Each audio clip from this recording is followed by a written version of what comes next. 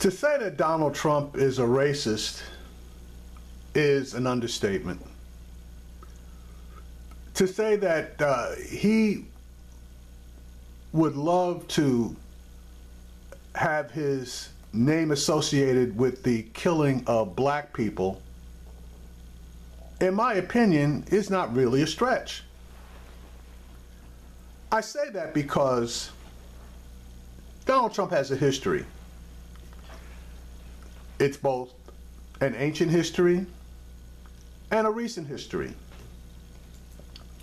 When I say ancient history,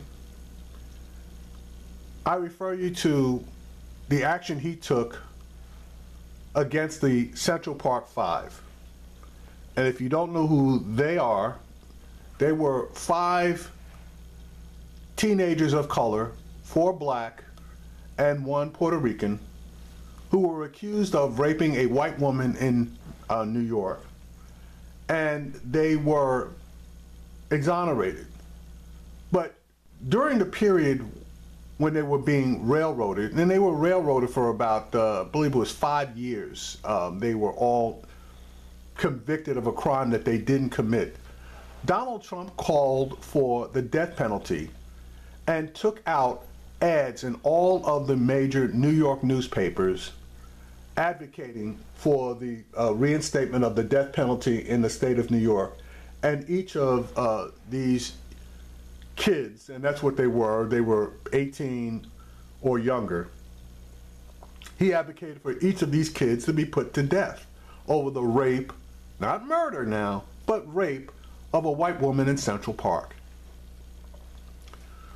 When it was found that all 5 of these individuals were innocent, and it was found both through DNA testing and through the confession of the actual rapist, Donald Trump, to this day, refuses to acknowledge their innocence. And as recently as February of 2016, stated that he believed that they were guilty, even though all of the evidence pointed to their innocence, proved their innocence. Well, that's one example of him calling for the death penalty. Now, recently, the terrorist in New York who killed 8 people by driving onto a bike pathway with a truck. Though this person wasn't black, he is a man of color. He was from a country, Uzbekistan, which was a satellite country for the Soviet Union. He is a Muslim, so I consider him, based on where he comes from, a man of color. Donald Trump once again is calling for the death of this person. The funny thing about it, when white terrorists are on the national stage, for some reason, Mr. Trump doesn't have the same opinion. I call to your memory the terrorist who killed the woman in Charlottesville, Virginia. There was no call for the death penalty for him. I call to your memory the white terrorist in Las Vegas who killed many more people than the person in New York. And he, I guess, to save the U.S. taxpayer a dime, committed suicide. But there was no righteous indignation from Donald Trump. There were a lot of crickets, especially when it came to the politicalization of the situation, i.e. Calling for a banning of bump stocks. And we still haven't heard anything from the Trump administration about that. But when it comes to a person of color, Donald Trump seems to be able to jump all over a situation and call for what some might consider radical action because of a person of color being involved. Now, Donald Trump doesn't give a damn about the black people, period. And we all know that.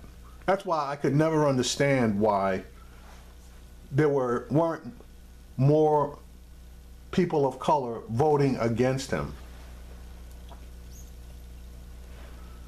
Donald Trump went to Flint, Michigan for a photo op and promised help, fast help, to help the residents of that particular city, a majority black city. But ever since his inauguration, help has been slow, if almost non-existent, from the federal government. All of the changes, all of the help, or the majority of which, I should state, has come from state and local sources. So what did those people have to lose by voting for Donald Trump, if they in fact did so? Apparently a whole lot, because even though Clinton is a lying, sniveling, snake thief, I believe that she would have done more than what's been done already. But for further damning evidence that Donald Trump doesn't give a damn about people of color, I point you to the situation in Puerto Rico. It's a month now, well, maybe possibly more than a month, that the people of Puerto Rico, who are U.S. citizens, have been suffering. And if you compare their situation to the situations of people in Houston, well, let's just say Texas, and Florida, and various other areas, Donald Trump and his administration have been quick to provide the help they need to get back up on their feet. Whereas in Puerto Rico, it was days before any kind of help was mobilized for them. Yeah, I know you had the FEMA people on TV talking about the people that they were bringing in, but in my opinion, that help was minuscule in comparison to the mobilization of help for Florida and Texas. I call to your remembrance the fact that after the hurricane was over in Puerto Rico and the Virgin Islands as well, Donald Trump and the Department of Defense took their sweet time in mobilizing and moving a medical ship to the island of Puerto Rico. And then it took weeks for them to move the ship from being offshore, where it could really provide very little help unless people were airlifted onto the ship. It took weeks for them to move that ship into port, where there were lines, literally lines of people waiting at the docks to board that ship in order to receive medical attention. This is a failure of Trump and his administration and the Department of Defense.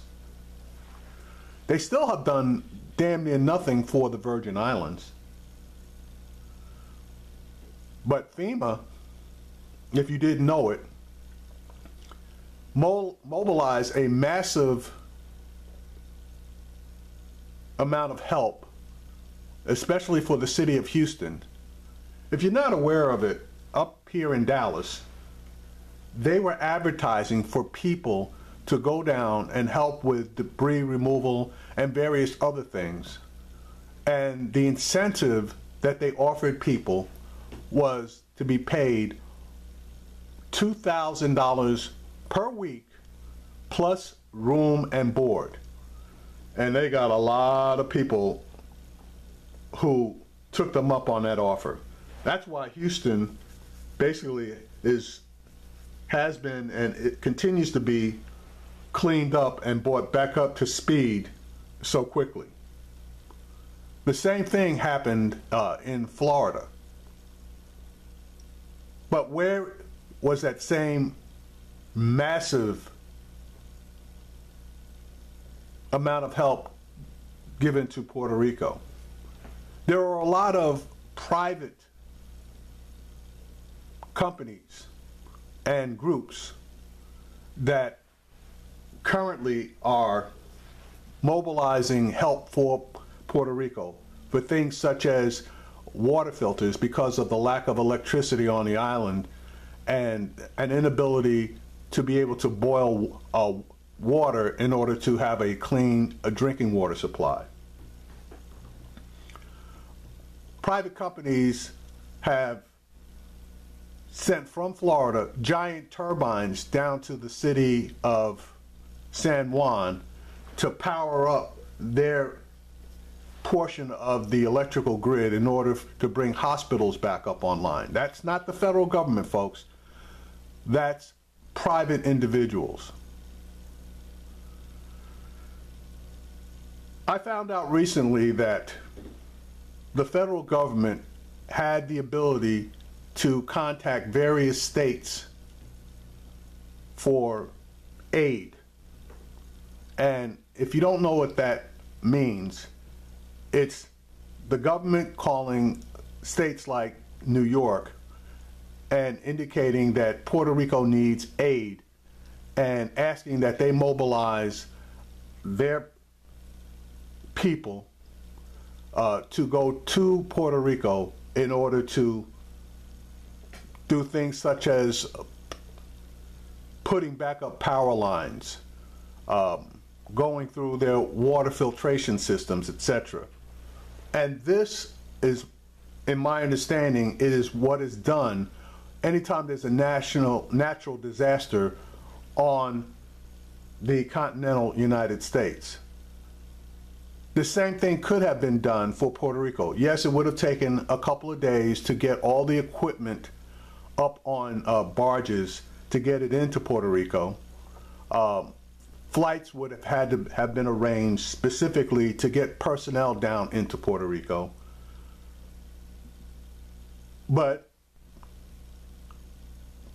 this is definitely something that should have been done. The governor of New York indicated that when New York had its problem with Hurricane Sandy, that people as far away as California were put on planes to get them into the state of New York in order to get the state of New York back up to speed. But the same action was not called for by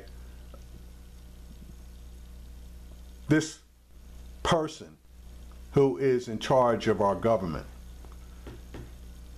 But I digress. Again, Donald Trump doesn't give a damn about people of color. He's shown that in all of his actions. He's shown that by the people that he's put in his cabinet and on his White House staff, specifically Steve Bannon, who is a racist in his own right, Steve Mnuchin, who took advantage of people during the mortgage crisis back in 2008, Betsy DeVos, who almost single-handedly destroyed the educational systems in Indiana and Michigan, Tom Pence, who basically tried to destroy the Affordable Care Act,